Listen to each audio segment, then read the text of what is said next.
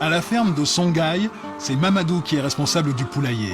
13 000 poules pondeuses qui produisent chaque jour 11 000 œufs en moyenne.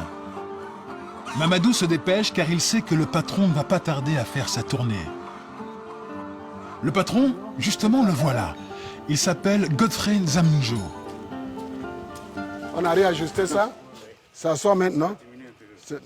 Mais il reste encore les petits grains.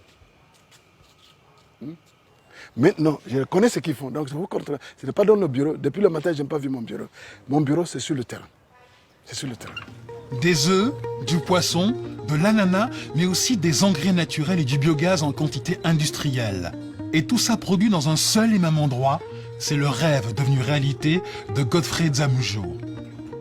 Cet Américain d'origine nigériane travaille dans un laboratoire en Californie quand en 1985, bouleversé par la situation du continent africain, il décide de tout plaquer pour revenir sur le continent. J'étais dans mon laboratoire, plus grand laboratoire. J'ai regardé au niveau de 80 ce qui se passait en Afrique. J'ai dit, ce n'est pas. Donc je suis revenu.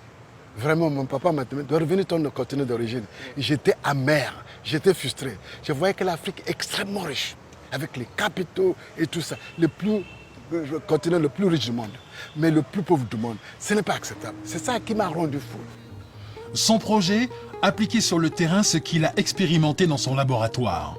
Le Bénin lui concède alors 1 hectare de terrain à l'abandon pour y construire une ferme bio. Aujourd'hui, le centre s'étend sur 24 hectares, fonctionne en totale autonomie et emploie plusieurs centaines de salariés. Ici, selon la doctrine de Godfrey Zamunjo, rien ne se perd, rien ne se crée, tout se transforme. Exemple avec le recyclage des fientes de poulet transformées en gaz. Nous sommes en train de faire le mélange des fientes avec la jacinthe d'eau pour donner un bon rendement de gaz. Après quelques heures de repos, le mélange sera chargé dans une cuve, le digesteur.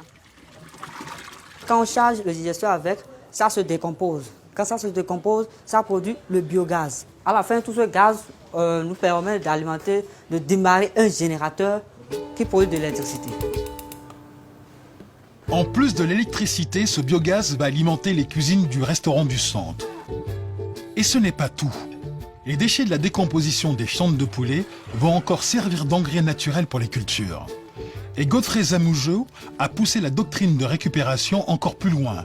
Pour être totalement indépendant, il recycle tout le métal de sa ferme pour produire des pièces de rechange pour ses machines. C'était des fonderies. On a déjà fondu ça. Donc on va les travailler maintenant pour créer des poulies. À partir de ça, on fabrique les machines pour nous. Donc on n'a plus besoin d'importer. Donc comme ça crée l'emploi, ça fait développer la capacité d'innovation. Ça déclenche l'envie d'innover. Et les jeunes deviennent intéressés. Grâce à cette ferme modèle, Godfrey est convaincu de posséder une solution au problème du développement. Ce système intégré attaque en même temps tous les défis du développement. Cette idée va nous aider à changer notre manière d'organiser la société, d'organiser les industries. Toutes les chaînes sont réétablies, à partir de micro-organismes jusqu'à l'homme, on travaille en synergie. Et c'est ça qui va nous amener à la durabilité. Selon son modèle, en quelques années, il a mis en place un réseau panafricain de fermes Songhai. 5 fermes existent à présent au Bénin, mais aussi une dizaine au Nigeria. Le Libéria et la Sierra Leone ont suivi. Et pour promouvoir son modèle, Godfrey Zamunjo n'hésite pas à ouvrir ses portes au public.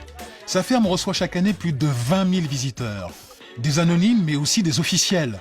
Cette semaine, c'est la ministre des PME de l'artisanat du Congo qui est sur place. Ça va? Songhai est pour moi la solution idéale et ce que j'ai trouvé ici va peut-être faire en sorte que nous puissions dupliquer l'expérience de Songhai au Congo. Et je pense que la décision est déjà prise dans ce sens. Il y a beaucoup de chefs d'État qui sont passés ici, on parle. Mais depuis que madame est venue, elle veut maintenant. Il veut que ce soit déjà hier qu'on a commencé. Donc c'est bon. Non, c'est bien. Voilà. Le modèle Songhai séduit d'autant plus qu'il est rentable. Ces 17 fermes ont généré un chiffre d'affaires de 7 milliards de francs CFA en 2013 et près de 600 millions de bénéfices. Voilà ma culture américaine maintenant, l'organisation de l'industrie. Donc vous voyez ici, et donc voilà, nous avons des camions qui travaillent. Pour pousser plus loin sa logique, Godfrey Zamoujo a décidé d'industrialiser sa ferme. Comme il produit déjà des fruits, il s'est lancé dans la fabrication de jus. Pour cela, il s'est offert une ligne d'embouteillage d'une capacité de 6000 bouteilles par heure. Mais méthode Songhai oblige, le site fabrique lui-même les bouteilles et les bouchons sur place à partir des déchets plastiques de la ferme.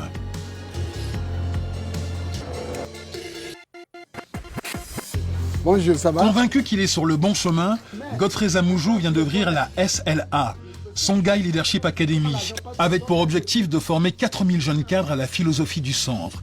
Il s'agit d'assurer la pérennité et le développement du groupe. Donc vous êtes à Songhai parce que vous êtes conscient de challenge, de défis de l'Afrique. Donc ce cours, c'est pour le préparer, pour être de véritables leaders socio-économiques, les entrepreneurs. Pour montrer que l'entrepreneur, c'est ça qui va sauver l'Afrique. Le rêve de Godfrey Zamoujo serait de créer dans toute l'Afrique des villes rurales vertes, à l'image de ce qu'il a fait dans sa ferme de Porto Novo. Pas impossible, puisqu'en 2008, Songhai a été promu centre d'excellence pour l'agriculture par les Nations Unies. Il projette de s'implanter dans une dizaine d'autres pays sur le continent.